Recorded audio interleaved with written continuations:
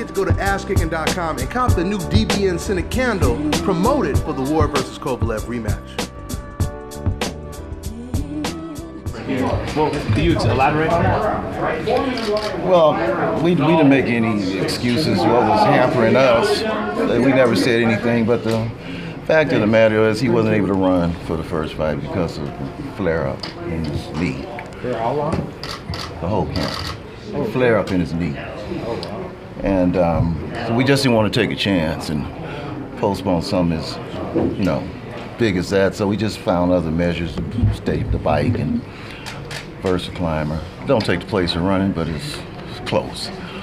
So 2 weeks, I believe, after we found the right doctor, I believe, that treated Kobe, and man, the guy was amazing. I mean, just one diagnosis and a couple of treatments, and it was something simple just been happening him all the years because that surgery was successful, but it was something creating a lot of fluid all the time, and he found a sac that nobody else saw.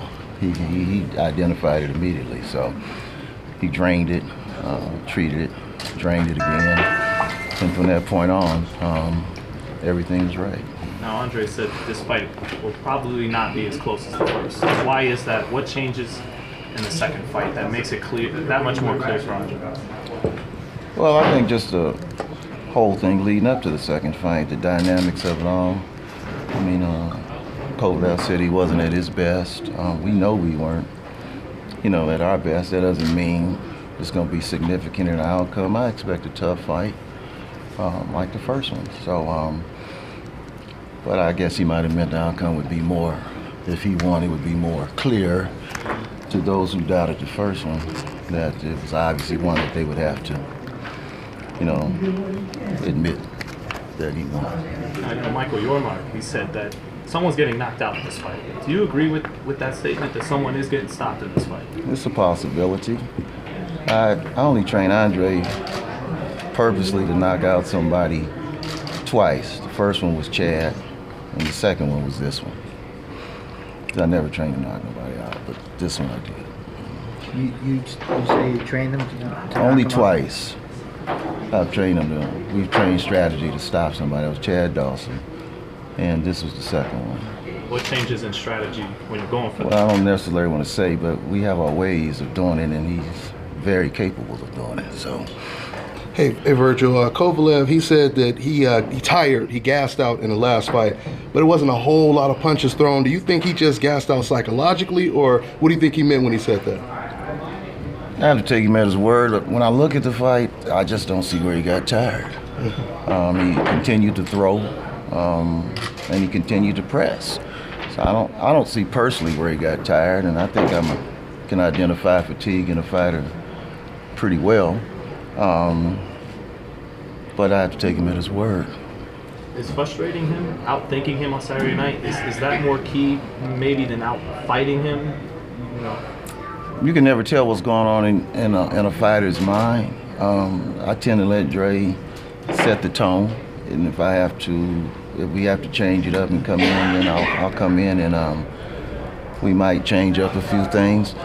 But he's been doing it so long, and I trust him. I know exactly what I'm looking at when he's fighting, so he can set the tone.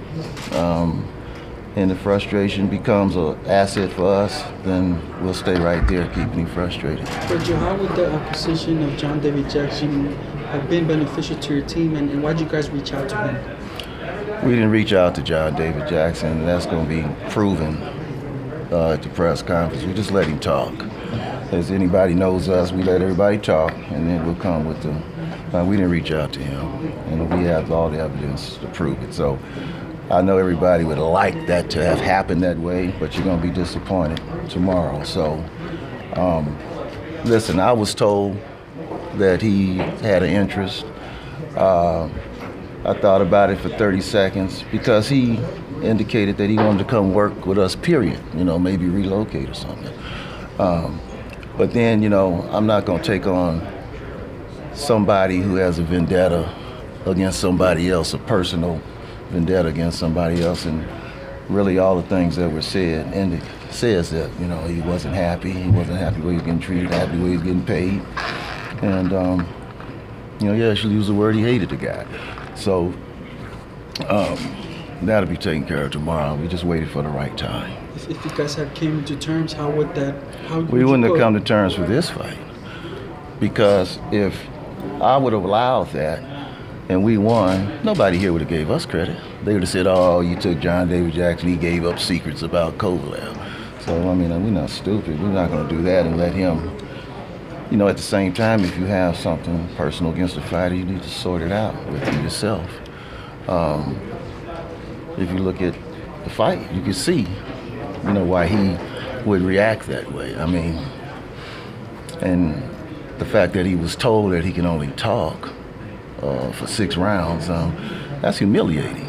You know, I've been with you all this time. We rode the same train to the stations together. Now all of a sudden you're telling me I got to get off halfway to the destination. That's not something somebody gonna take easy, especially when they've labored and they know that they're being underpaid for their services. I mean, I can understand why he feels that way, but he handled it the way he wanted to, and you know, it came to that. And you know, whatever reason why they took that route to save face, it was sort of foolish, because you know, there's a paper trail, there's a track trail on what really happened. Andre actually expressed that he did reveal some secrets. Can you confirm that? Did he tell you anything in particular, specific? Did what now? Andre said that he did reveal some secrets about Kovalev's camp. Can you confirm that he actually told you guys anything to that extent? Well, we know a lot about his camp. We know everything that's going on. Do you think that this fight, not only physically, each fighter is outstanding, but it'll have a lot to do between the years, the mental condition of each fighter who adapts better, and why do you think Andre is I would assume you figure he's stronger there? Well, his ring IQ speaks for itself, but that's not to. The worst mistake you can make is to underestimate the opponent's IQ. I mean, we take it all the way to the top. Whoever we're fighting, you the best in the world. You're the best that ever did it. That's the mindset going in. We don't want to stop the bar on 8 when we can take it all the way to 10. So the bar is set at 10 and giving him the credit that he rightfully deserves, Kovalev. Look, like I said before, I'm a Sergey Kovalev fan, just not this fight. But I'm a fan of his. I knew a long time ago that if we ever moved up to light heavyweight on our own initiative, and that we would meet. You know, I understood that a long time ago. So I watched him, you know, from the time he fought Cornelius the Beast White. And I told Andre, I said, this guy here, if we ever meet one day, this guy is the one that's going to bring, you know, everything to the table and to give you an opportunity to see, you know, who you really are and what you're really all about. Was he the best opponent Andre ever faced in his career? I would say so, yeah. Sure. You mentioned that you've only trained for a knockout in 2 fights. Why the Chad Dawson and why this one? You know, the talk and everything was similar. The tactics. So, you know, me knowing Andre's mindset and, you know, how he approaches things, I told him, I said, you know, we'll train for a knockout. That doesn't mean it's going to come, but we train for it, and it'll be quite evident in the fight. He's going to get hit, because you got to get hit to get knockouts, you know, but he's been hit by Sergey, and he described the punches just as I see the punches on TV, very sharp, you know, not concussive, but sharp, you know, and after a while, if you look at his fights, he's never knocked nobody out one punch. It's accumulation of punches. You know, Pascal, you know, 2 rounds of just headshot after headshot. Well, I'm not saying he can't do it. Obviously, if you get the right spot, anybody can be knocked out by a guy with 30 fights and 4 knockouts. He knocked out 4, he can knock out 5. So, yeah, we trained to get him out. Is that has that mentality been discussed with you and Andre, that, hey, I'm gonna have to take some of this guy's punches to really? Well, yeah, we understand that, But what we want to do is make sure he doesn't get the flush punch. You know, he might graze you, the glancing punch. It might be a rush punch, you know, a punch to get off of me, or as opposed to being planted and zeroing in and boom, getting that shot. And I'm not saying that even that kind of punch can't do it. It depends on if he loses sight of the punch, or the elements are right. Even that punch can do it. But we feel like it works both ways. Was he hurt when he got knocked down? No, contrary to what everybody said. He said he definitely felt the blow. It was sharp. But if people want to be honest about the fight, about the knockdown, when he got up, it was 28 seconds left, wasn't it? I think it was 28 seconds left. He never landed another punch. So if he was hurt, how could he make you miss? He had the force, the eyes and the reactions to where he never landed another punch. All you gotta do is watch it after the knockdown. He never landed another punch. He might have landed a couple of grazing ones. Mm-hmm. John David just laughed when we asked about Andre's power, and but you guys think in the second half of the fight, Andre was touching him pretty good and hurting him, and Kovalev was feeling the shots. Is that right? Well, the fighters know. Coach Jackson, you know, he puts it the way he wants to put it. I mean, I'm a realist. I'm not hoping it turns out this way, hoping that you can't crack, but the bottom line and the facts are that we faced many big punchers. Miranda, when he was Miranda, Abraham Frotch. And for somebody who can't hit, they sure didn't want to take a chance and keep coming in there. Because when he hits you sharp and he hits you accurate. And those punches hurt. You know, he hit you hard, he hit you accurate, at a high connect rate. He was second in the world behind Mayweather in connect percentage, and not that far off. I think maybe about 1 point, 1.2 or something like that. So when you got punches constantly hitting you in different places, you don't think twice. And he's very physically strong. So, but he does hit very hard to the body. I'll match his body punching with the best. Mr. Hunter, now while you were in training for this particular fight, did Andre ask you anything? What should he do differently? No. Once his knee was sound and we knew that wasn't going to be a problem anymore, all it did is take us back to where he was before he had the knee issue. The legs in the Kessler fight, the Dawson fight, and things like that. Andre's taking great care of himself. He doesn't party, he doesn't drink, smoke, and he doesn't have any wear and tear on him for boxing. The year and a half did him good, and you know, also this will be our fourth fight.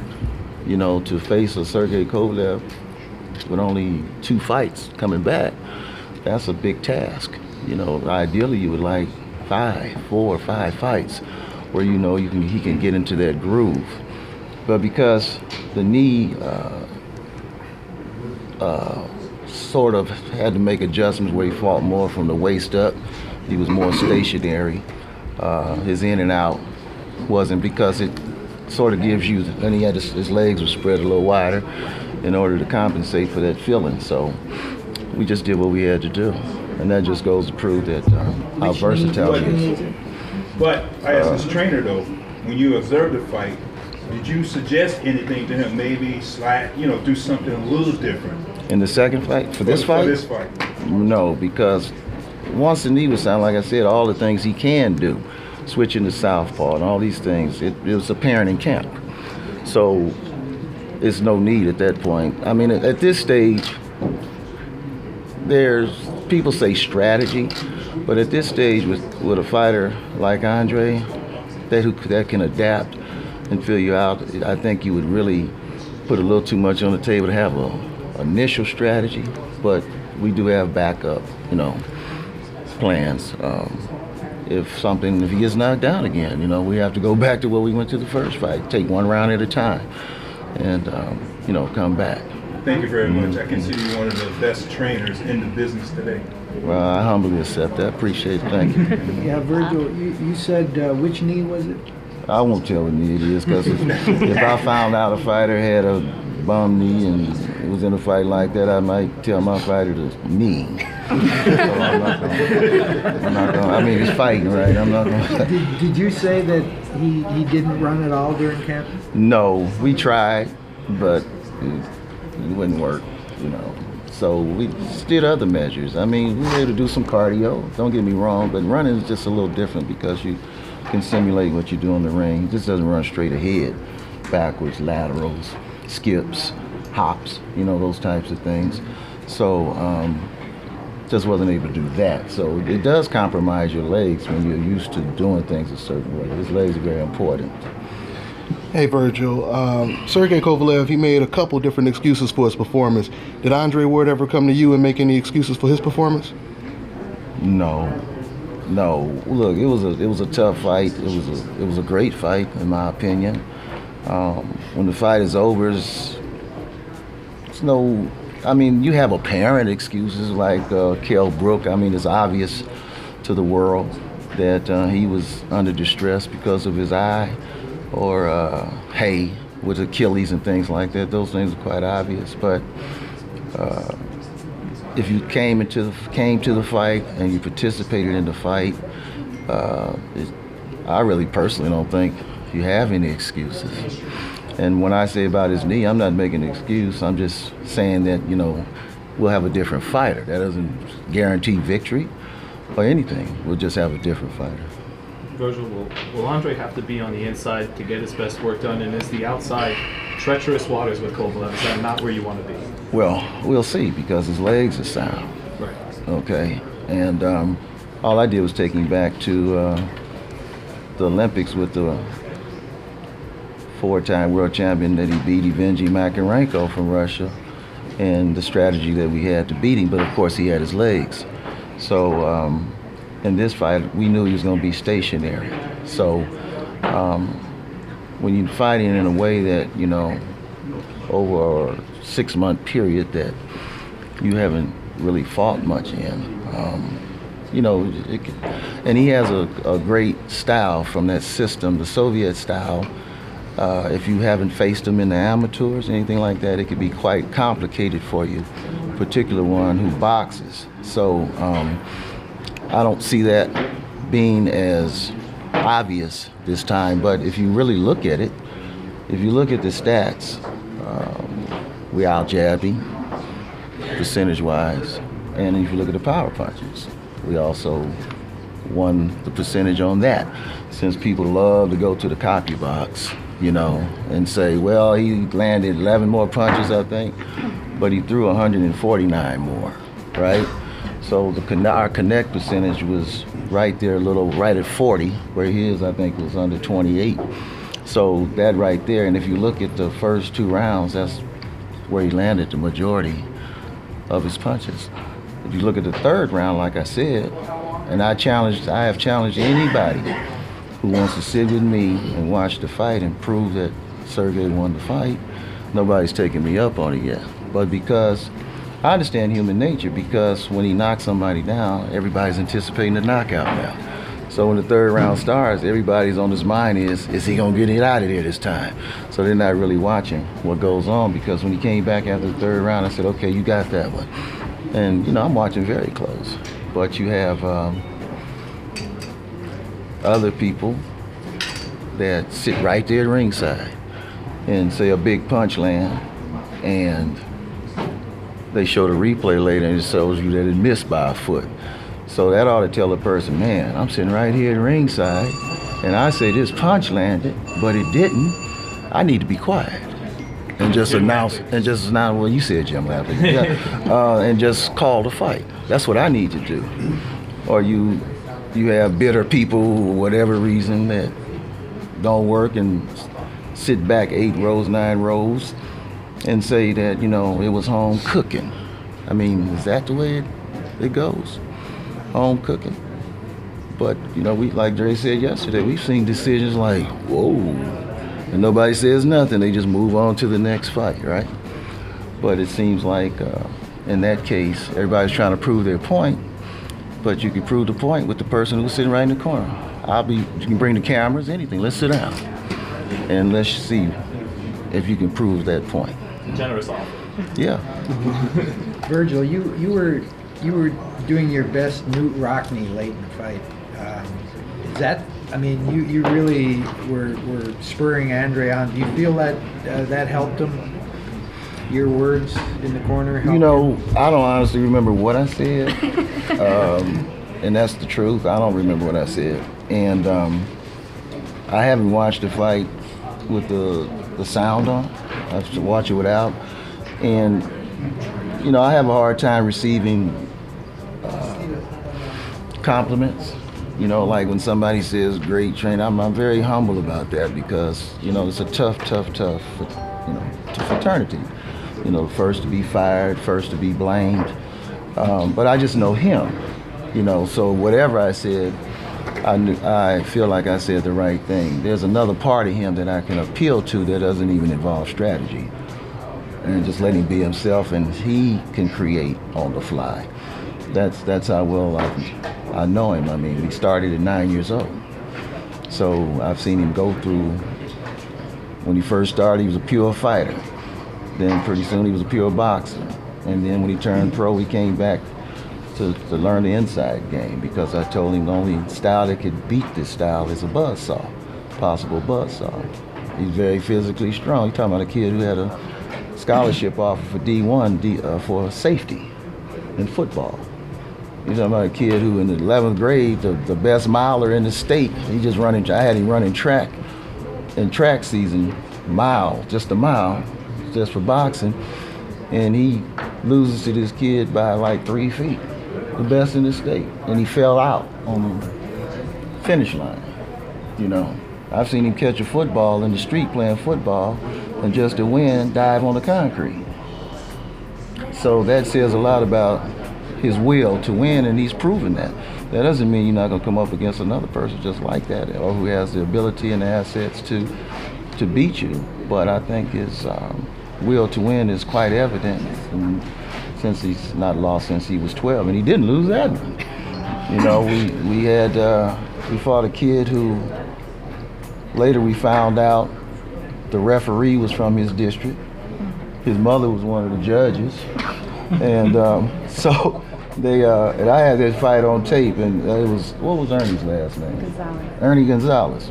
And I remember Ernie about 4 years ago, he wasn't even boxing, I didn't look for money or something, said, I'm the last guy to beat him, and I can beat him again. And I told him, I said, if you say it one more time, I'm gonna put that tape out. And so you can see the beating you took, but they took 3 points from Andre, saying that he was pushing Ernie's head down. But Ernie was lowering his head to try to get to the body. That's the kind of fighter he was, and the ref took 3 points from him. So you lose 2 points in amateurs, it's a wrap. You lost the fight. So we know it, that's why we feel good. So I can say his only true loss, and I'm not making an excuse again, was the kid John Revish, and he was out of Baton Rouge, Louisiana, and we went to the Silver Glove Nationals, and we had the flu. And his weight went down to the next lower weight class because he didn't eat much. He was sick. So we made it to the championship. And by then, John just had enough to get a split decision. How old was that? 13? Yeah, just getting ready to. He was getting ready to turn 13. What is Yeah, birthday? he was getting ready to turn 13. He was getting ready to turn 13 because it was in February. 1997. Yeah, his birthday is February 24th, and the Silver Glove Nationals was the first week of February, 1st, 2nd, 3rd, 4th, and 5th. So he was getting ready to turn 13. Virgil, how hurt was he in that second round when he came back to your corner? He wasn't hurt. As I just said a few minutes ago, that if he was hurt, then you're talking about a guy who's a great finisher, who can put the finishing touches on the damage that he's done. Kovalev he's a finisher, but he never landed another